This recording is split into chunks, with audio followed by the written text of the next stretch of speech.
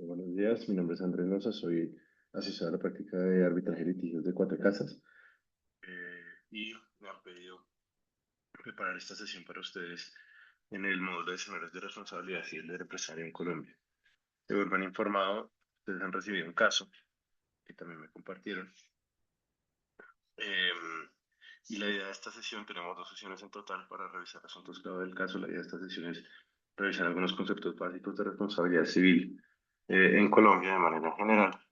Y en la segunda sesión, ojalá tenga participación de los estudiantes, eh, pues que sea un poco más interactiva y vayamos sobre cómo cada quien resolvió el caso y vamos comentando eh, cómo lo habría resuelto yo. De manera que, bueno, tengo preparada una presentación, un momento la voy a compartir.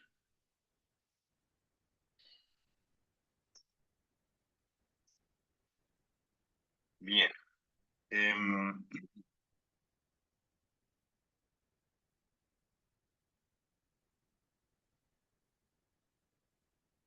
eh, Tengo que hacerme para revisar también unos apuntes que tengo. Primero, pues bueno, la presentación del caso. En el caso, los objetivos son identificar cuáles son las relaciones jurídicas que se establecen a raíz del caso. Hay que identificar tanto las relaciones contractuales como las extracontractuales, hay que calificar de qué tipo son y describir brevemente los hechos relacionados con ellas. Y el otro objetivo es que a partir de esos escenarios detectados, identificar si se encuentran presentes los elementos esenciales para imputar responsabilidad. Hay que identificar los sujetos, los elementos de acuerdo con los hechos, a quién correspondería la carga de la prueba, y en su caso, señalar si existe alguna causal de exoneración. Bueno, usualmente, veo que ya se conectaron algunas personas, entonces, pues sí, vamos a hacer el repaso del caso, la revisión del caso, como dice acá, lo vamos a leer muy brevemente. Si no llega a ser por alguna razón el caso, por favor, díganmelo, pero entiendo que este es porque este fue el que me enviaron. El caso dice así: en el municipio de Valledupar, Cesar opera una funeraria de propiedad de la sociedad Orozco y Compañía Honras Fúnebres S.A. Su objeto social consiste en brindar a los familiares y allegados de los fallecidos un acompañamiento para rendir un último homenaje y despedida a su ser querido. La sociedad podrá, a su vez, comercializar féretros, así como vender terrenos en el cementerio Jardines de Leche Homo del municipio de Valledupar, Cesar, que fueran de su propiedad. A su vez, el establecimiento de comercio en el que funciona la funeraria presta servicios de cafetería y floristería. Así, el señor Pepe López, compañero de trabajo y amigo del finado cantante Dionisio de la Valle, celebró con el establecimiento de comercio de dicha sociedad un contrato de servicios para efectos del sepelio. Este servicio comprendía, primero, la compra de un féretro en maple blanco canadiense; segundo, el servicio de velación por 3 días; tercero, el servicio de refrigerio para los asistentes de la velación del extinto cantante; y cuarto, la compra de 50 arreglos florales. A su vez, la funeraria decidió ofrecer el servicio de parking gratuito a los usuarios de sus instalaciones, para lo que propuso disponer de 250 plazas en 3 aparcamientos aledaños, propiedad de empresarios conocidos. Llegado el momento, finalmente solo estuvieron disponibles plazas para 80 vehículos en uno de los 3 aparcamientos prometidos, cuya enseña es el Carrito Brujo, perteneciente al señor Alberto Beto Pertus. Por su parte, en dicho aparcamiento, durante la celebración del evento, varios de los vehículos fueron objeto de hurto, cuanto a bienes que estaban en su interior: teléfonos móviles, acordeones, consolas de sonido, ordenadores portátiles, joyas, etc. Al respecto, es preciso indicar que el servicio de vigilancia resultó algo escaso, puesto que ese día solamente llegaron 3 de los 7 empleados que normalmente trabajan allí, sin que hubieran avisado previamente al empleador. Por otra parte, la afluencia de personas que asistieron fue de tal magnitud que varios no lograron entrar para despedirse del fallecido. Además, varios fans asistieron en estado de embriaguez, lo que, acompañado de la frustración por la pérdida de su ídolo, causó desmanes en los que se vio, comprometida la integridad de más de 30 vehículos aparcados en la calle de la Manzana, donde se ubica la funeraria. Todos ellos fueron golpeados por palos y piedras que la turba enfurecida lanzó, por lo que los daños materiales fueron cuantiosos. Ese es el caso. ¿Qué criterios de evaluación hay para que lo tengamos en cuenta a desarrollar? Y pues cuando hagamos este repaso, ustedes tengan en mente que hay que hacer. Dice: la identificación de los problemas jurídicos y la resolución de esos problemas jurídicos, la identificación de los preceptos legales aplicables, conclusiones y recomendaciones, y la ortografía. Entonces, bueno, vayamos primero por la identificación de los problemas jurídicos. Y para eso empecemos con una breve distinción de responsabilidad civil contractual y extracontractual. La responsabilidad civil contractual es, digamos, es aquella que surge como consecuencia de un deber jurídico singular y concreto y emerge de una relación jurídica determinada, en este caso, pues un contrato, ¿no? Un acuerdo de voluntades entre las partes. Y en oposición a eso, la extracontractual, por supuesto, surge al margen de un vínculo previo y, sino que más bien es consecuencia de un deber legal, un deber impuesto por la ley, y trae consecuencias atinentes, perdón, a la función de reparación. Entonces, como una primera distinción.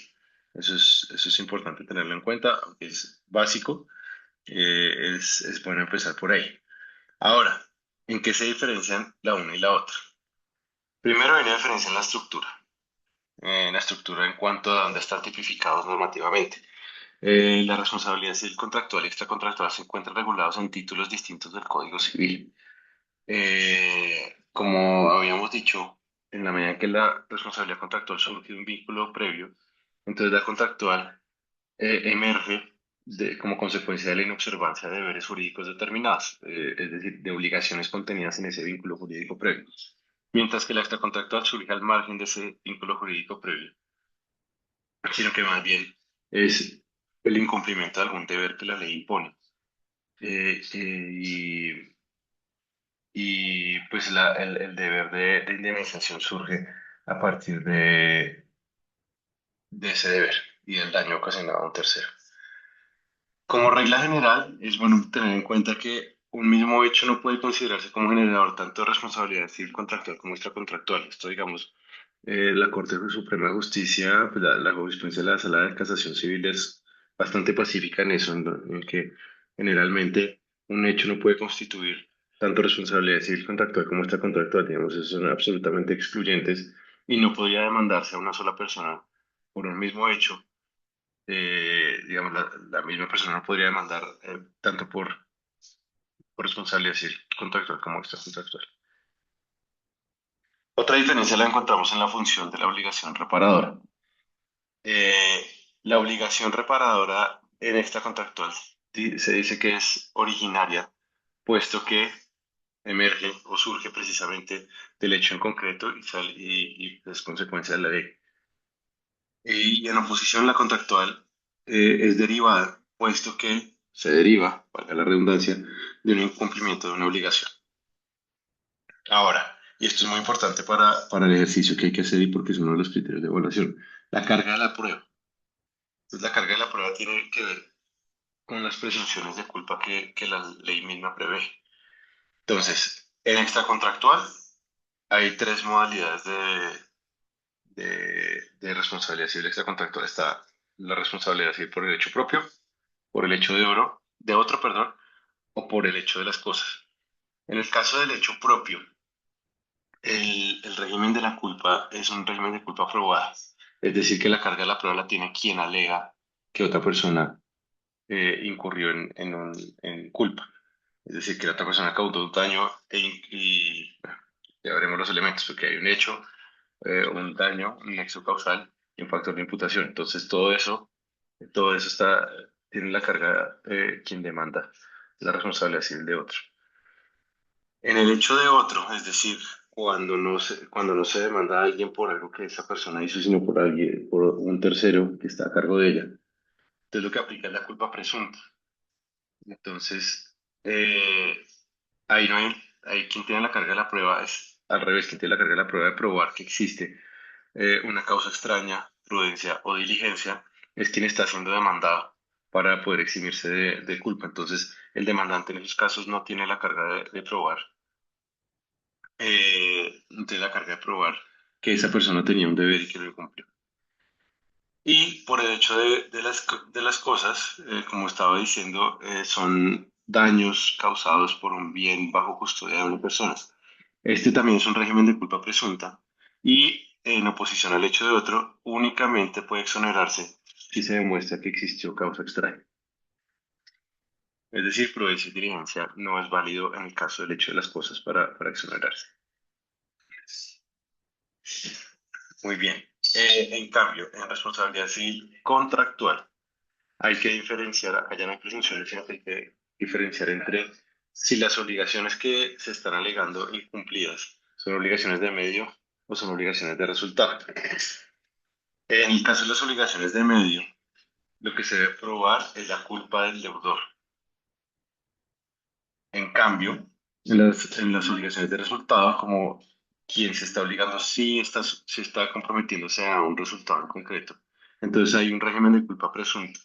Y, sin embargo, el deudor que alegadamente está incumplido puede exonerarse, salvo en casos especiales como el contrato de transporte, donde no se puede alegar la diligencia, o la actividad bancaria que tiene algunas precisiones en las que no vale la pena entrar en este momento. Y por último, en la extensión de los perjuicios también es importante hacer una diferencia. En la responsabilidad civil contractual se indemnizan únicamente los daños directos, excepto, eh, perdón, los daños directos y previsibles. Solamente si hay dolo, podrían indemnizarse también los daños imprevisibles. Pero el dolo también pues, requiere de una carga de prueba bastante más alta. Eh, Mientras que en la responsabilidad civil contractual se deben indemnizar todos los daños derivados del actuar de la persona, no solamente los directos y los previsibles.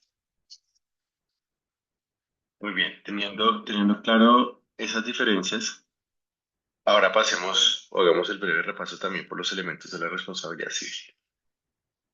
El primero, y claro, ya lo había anticipado, es el hecho. Debe existir un hecho que como consecuencia de dolo, culpa o riesgo produce un daño en una persona distinta a la que produjo ese hecho.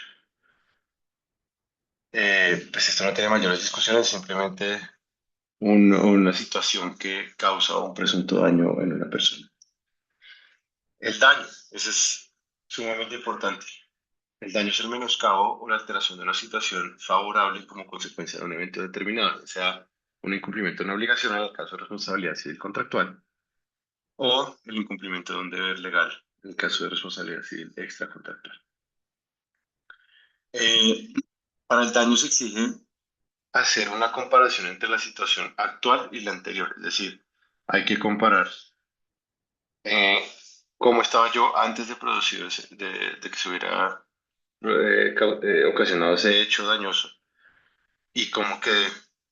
En algunos casos también habrá que demostrarse cómo habría quedado yo de no ser por haberse causado ese hecho.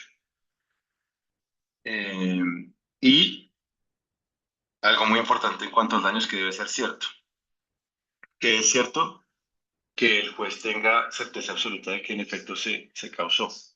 Y no solamente es en pasado, o sea, puede que haya existido el daño, que exista aún el daño o que existirá el daño, pero eso no le quita el elemento de certeza al daño. El daño siempre tiene que ser cierto si sea futuro. Tiene que haber entonces algún grado de incertidumbre, como por ejemplo que alguien haya quedado incapacitado y no pueda trabajar y no le paguen por esa incapacidad. Entonces, si acredita recibir X dinero mensualmente y como consecuencia del daño no recibió ese X durante 6 meses, qué sé yo, sí habría una certidumbre de un daño futuro que se le causaría a partir del daño. Por supuesto, el daño también debe ser personal, es decir, debe ser directo respecto de quien solicita esa reparación, salvo pues, los casos obviamente de menores o gente de la cual alguna persona tiene la facultad de representar a otro. Uno no puede reclamar un daño que se le causó a otra persona. En todo caso, cuando uno obviamente reclama en representación de otra persona, pues está reclamando de esa persona, no un daño personal. Por supuesto, debe haber lesionado intereses legítimos.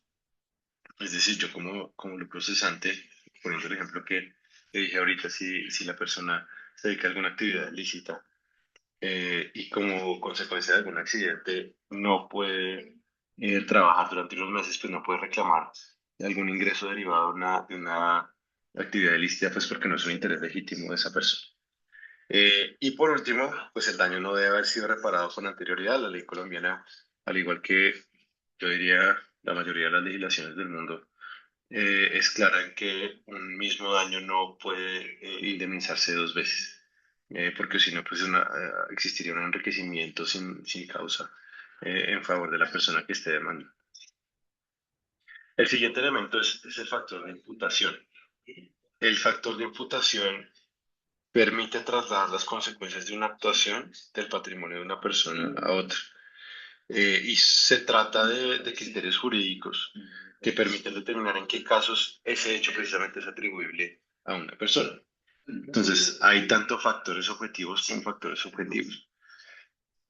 Los factores objetivos aluden a aspectos ajenos a la conducta de la persona.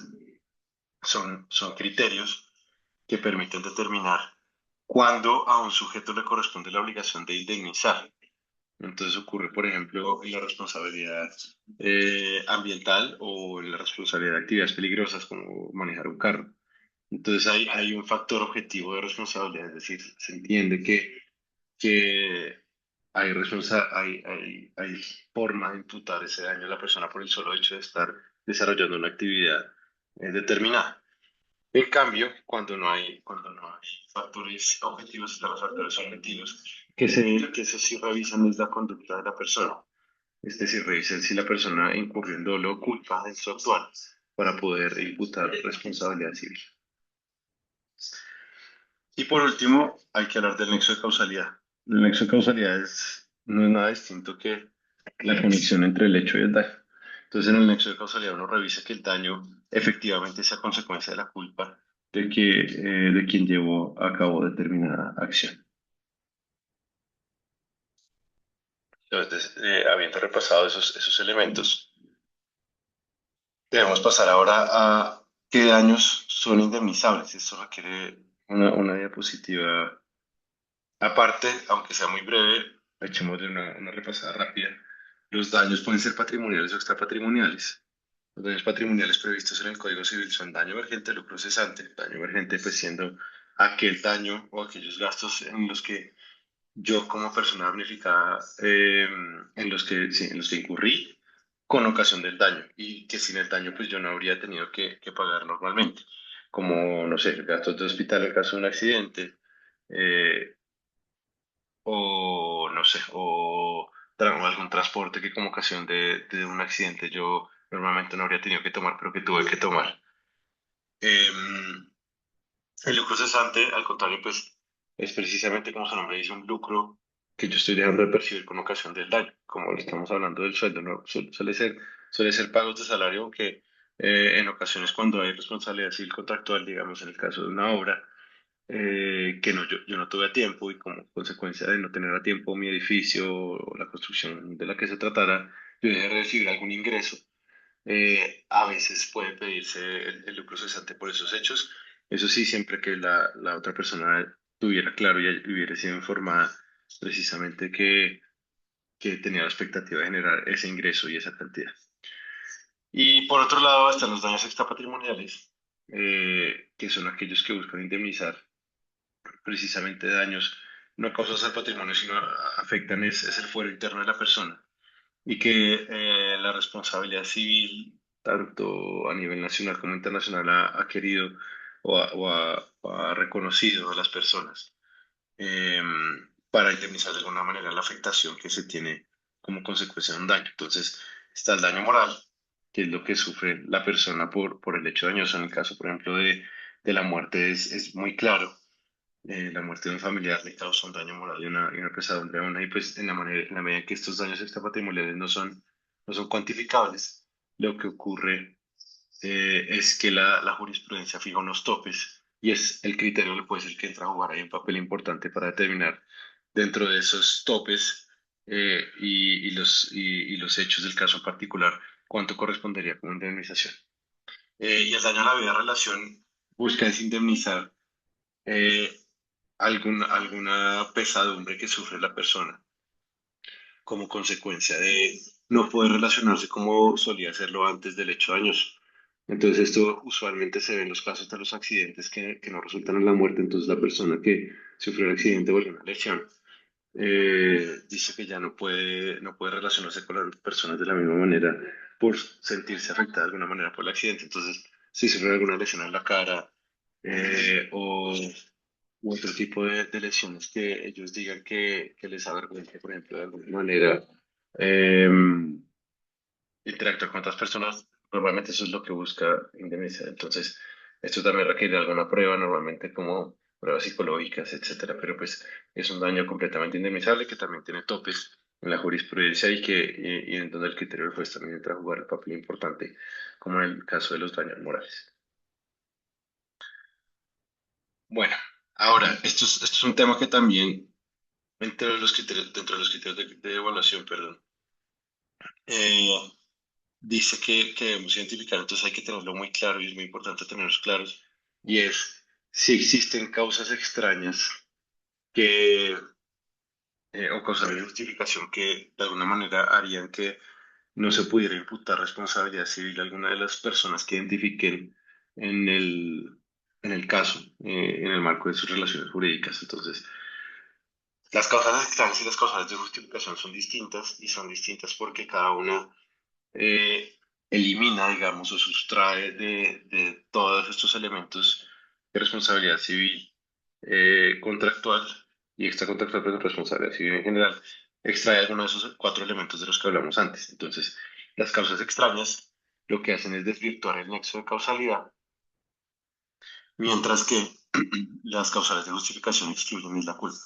Entonces, ¿cuáles son las causales extrañas? La fuerza mayor o el caso fortuito que está definido en la ley, es un hecho imprevisible o imprevisto y que no se puede resistir, eso es muy importante. Entonces, los elementos que son concurrentes y que siempre deben estar presentes para poder alegar exitosamente una fuerza mayor en un caso fortuito son la imprevisibilidad y la irresistibilidad.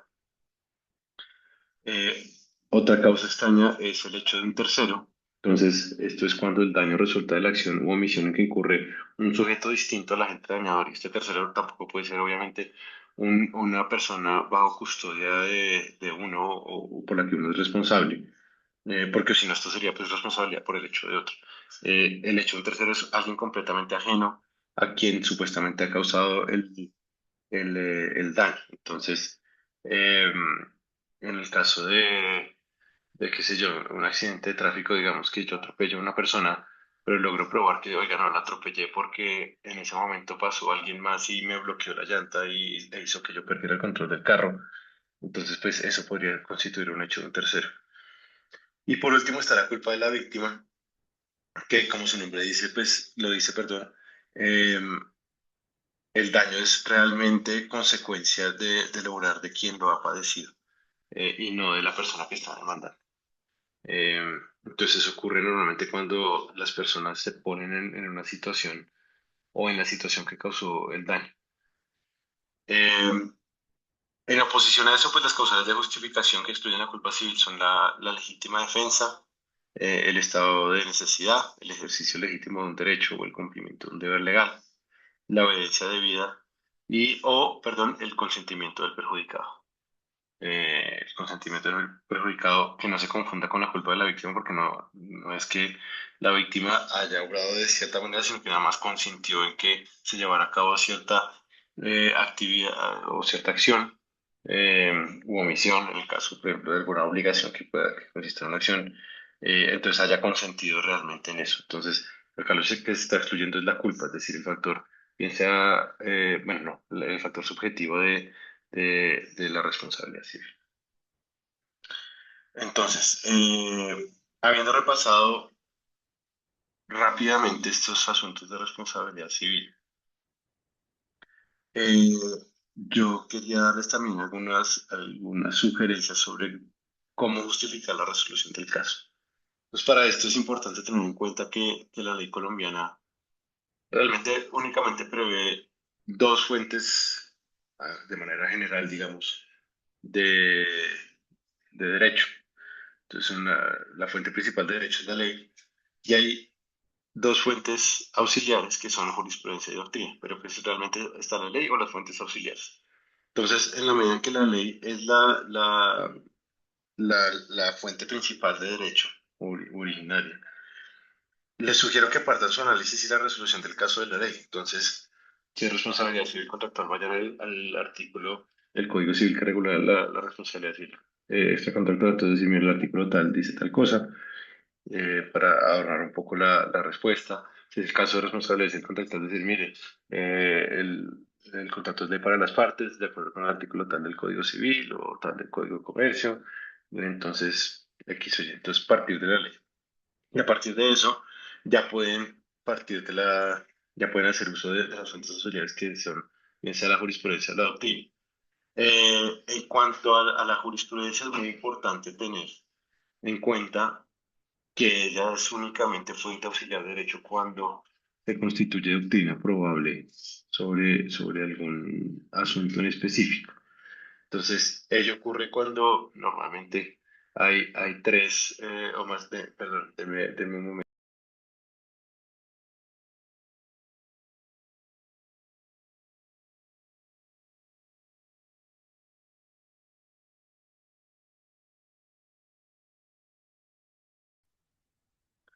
Ya, perdón.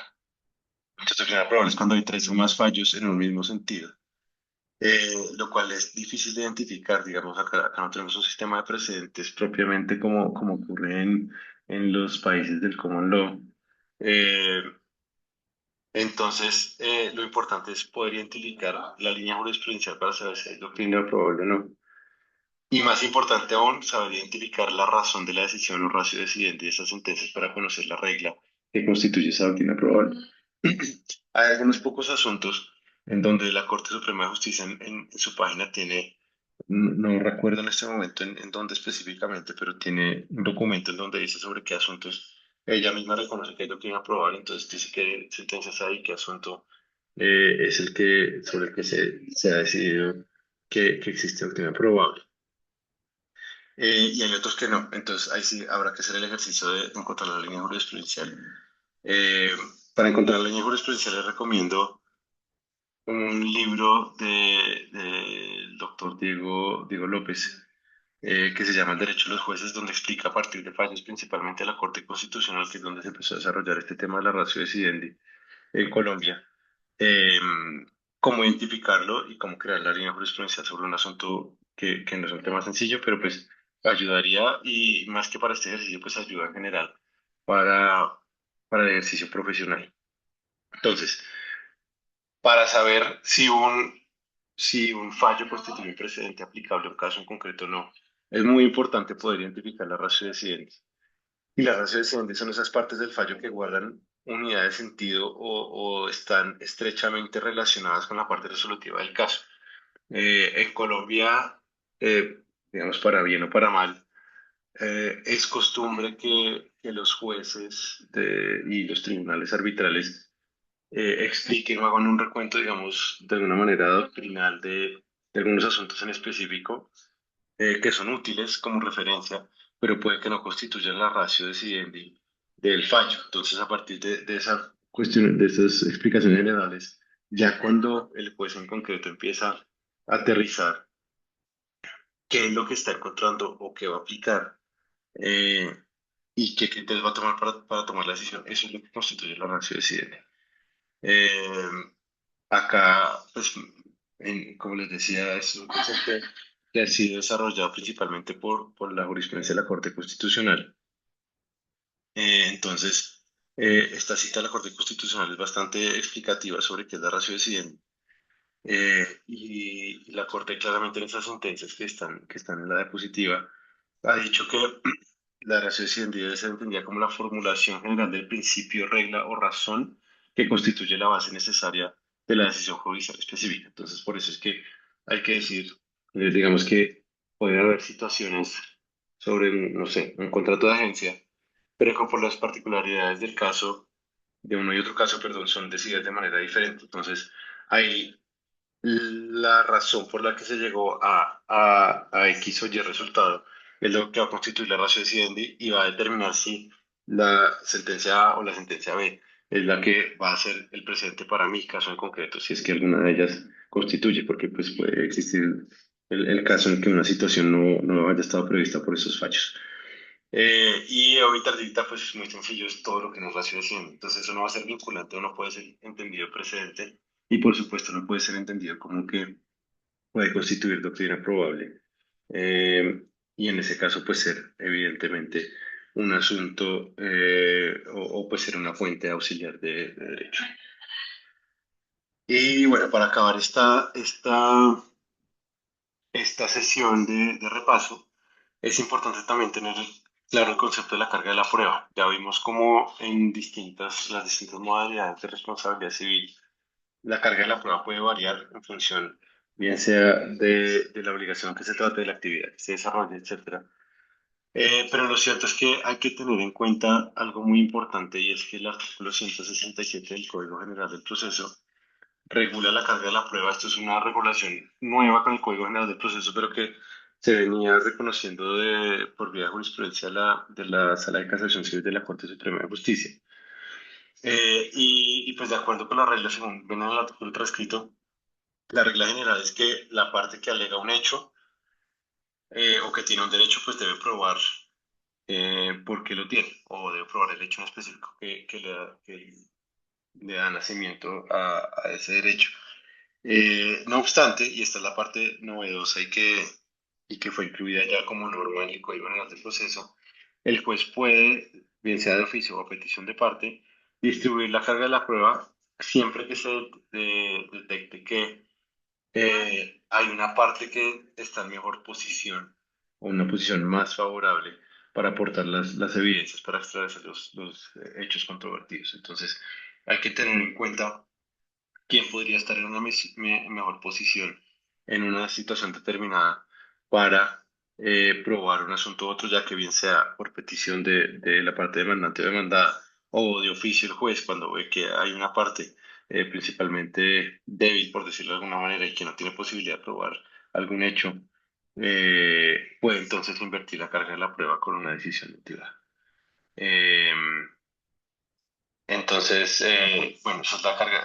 Bueno, algo muy importante que también es fundamental en derecho probatorio es el último inciso del artículo que ven, que es que los hechos notorios o las afirmaciones o negaciones indefinidas no requieren prueba. ¿Qué es esto? Un hecho notorio es, por ejemplo, no sé, cuando ocurre em, algún hecho que es conocido nacionalmente. Entonces, digamos, la final de la Copa América, de la última Copa América en la que estuvo Colombia. Entonces, alguien dice, oiga, es que a mí me atropelló a las, no sé, 7 de la noche, digamos que era la hora del partido. A mí Andrés Noza me atropelló a las 7 de la noche en la calle tal. Yo le digo, no, es imposible porque, mire, yo estaba en la Copa América, viendo la final de la Copa América con mi esposa. Lo que yo tengo que probar es que estaba con mi esposa, no que ese día era la final de la Copa América, porque pues es un hecho notorio. Y las afirmaciones o negaciones indefinidas es cuando uno, mejor dicho, uno no puede probar algo que niega. Entonces, Andrés no hizo, qué sé yo, digamos que bajo un contrato de obra yo tenía que levantar una columna. Me dice, Andrés no la levantó dentro del tiempo que tenía que levantarla. Ahí no tiene que demostrar que yo no la levanté, sino que ahí se invierte la carga de la prueba y soy yo como deudor que tiene que demostrar que sí la levanté. Entonces, cuando uno dice no hizo algo, normalmente es un indicio que es una negación indefinida y no requiere prueba. Eh, bueno, esto es el repaso general de los elementos de responsabilidad civil, carga de la prueba, etcétera, que creo les ayuda a resolver el caso. No sé si las personas que estén presentes tengan alguna pregunta o quisieran hacer alguna pregunta sobre algún tema que hayan visto de manera general.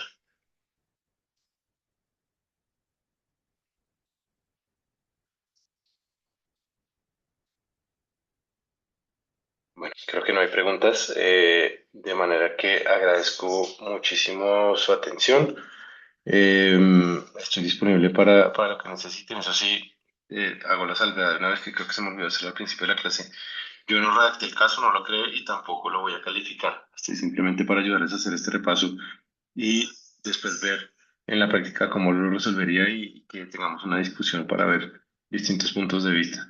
Eh, entonces, pues desafortunadamente no puedo ayudarle ni a resolver el caso, ni soy el sujeto que va a atender como alguna queja o reclamo, pues porque no los voy a calificar. Entonces, nuevamente, muchas gracias. Voy a parar ya la grabación y